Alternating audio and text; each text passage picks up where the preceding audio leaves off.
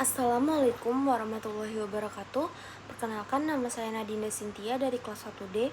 Di sini saya akan membahas tugas statistik yang berjudul statistik tentang materi deskriptif yang di bawah bimbingan Bapak Hisran. Nah, di sini ada laporan analisis deskriptif. Di sini tertulis yang bernama Nadinda Cynthia, kelas 1D. Nah, yang pertama judulnya itu saya bikin di sini itu analisis deskriptif tingkat pengetahuan responden terhadap pengetahuan tentang batu dan pelaksanaan swemedikasi. Penjelasan singkatnya, penelitian ini itu bertujuan untuk mengevaluasi keterkaitan antara profil demografi dan aspek kognitif individu terhadap perilaku pengobatan mandiri melalui analisis hubungan karakteristik responden. Peneliti memetakan bagaimana latar belakang seperti jenis kelamin, tingkat pendidikan, dan status pekerjaan memengaruhi pola pengambilan keputusan medis. Terus variabel tingkat pengetahuan digunakan sebagai tolak ukur dalam menilai pemahaman responden mengenai gejala, jenis, serta penanganan batuk yang tepat. Selanjutnya, penilaian akhir difokuskan pada pelaksanaan swemedikasi yang tindakan nyata responden dalam memilih dan menggunakan obat secara mandiri. Penggunaan uji chi-square berfungsi sebagai instrumen statistik untuk mengetahui ada atau tidaknya hubungan yang signifikan antara variabel-variabel kategori tersebut. Dengan demikian, hasil penelitian ini diharapkan dapat memberikan gambaran yang objektif mengenai rasionalitas penggunaan obat batuk di masyarakat. Yang ketiga, ini ada tabulasi data. Tabel yang pertama itu tabel karakteristik responden. Di sini ada nomor, kemudian ada pendidikan, jenis kelamin dan pekerjaan. Nah, di sini ada 29 kolom. Ya, 29 kolom.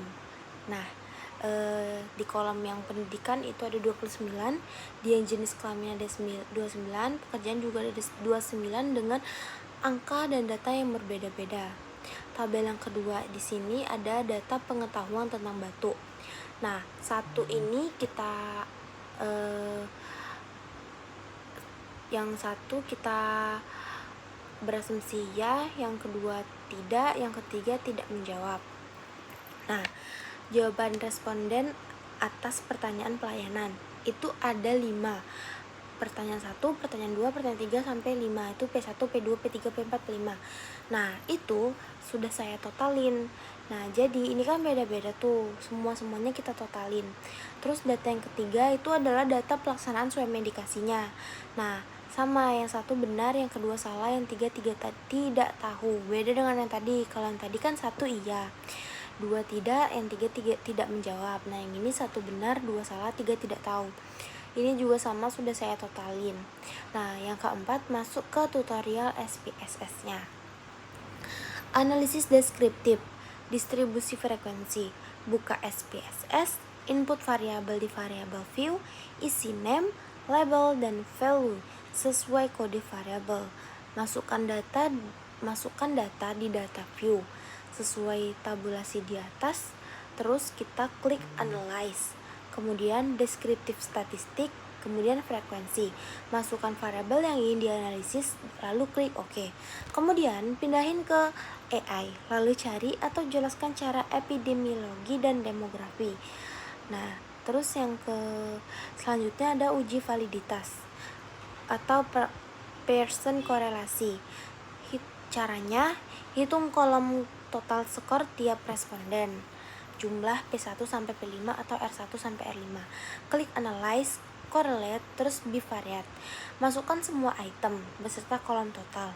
Pilih person, centang to tile, klik OK.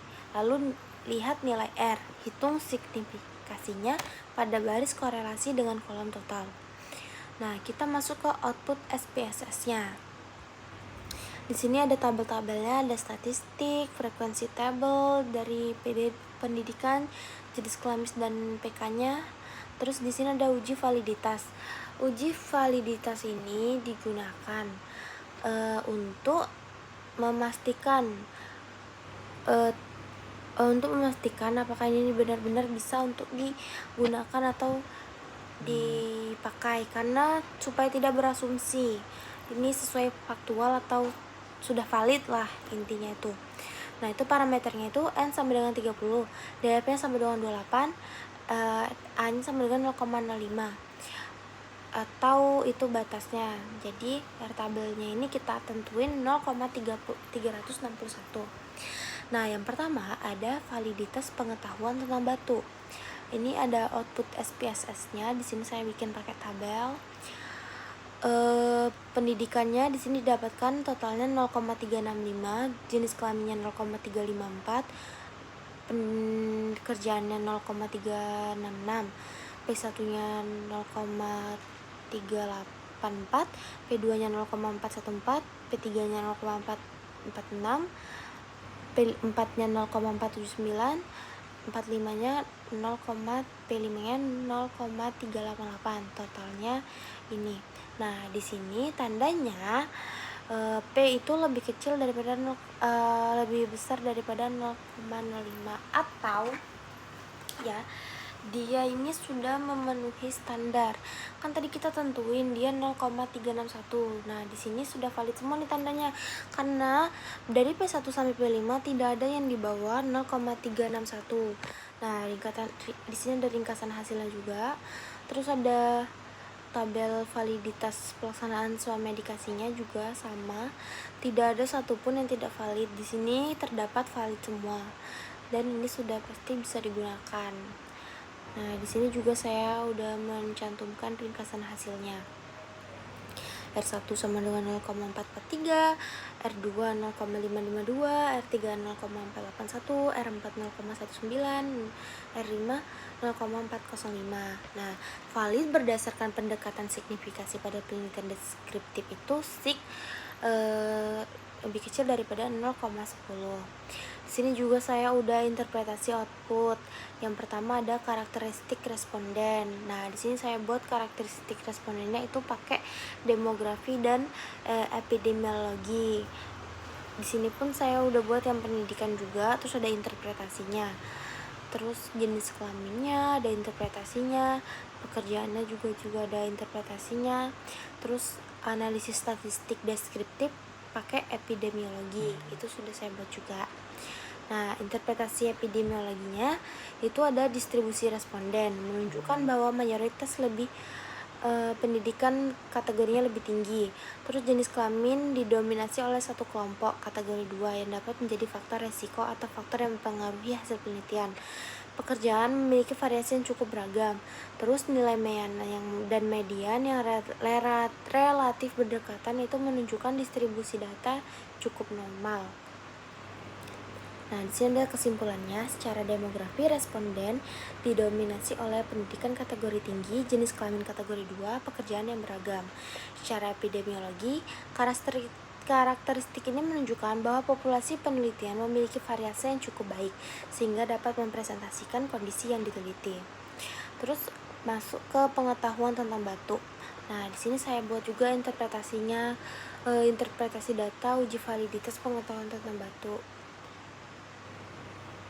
Nilai korelasinya itu berada pada kategori cukup, yaitu 0,30 sampai 0,59, yang menunjukkan bahwa setiap item memiliki hubungan yang cukup kuat dengan skor total. Nah, terus masuk ke pelaksanaan swamedikasi. Di sini saya juga membuat interpretasinya, ada kesimpulannya juga, dan seluruh item menunjukkan arah korelasi positif, yang berarti semakin tinggi skornya, maka semakin tinggi pula skor total swamedikasi. Terus ada kesimpulan.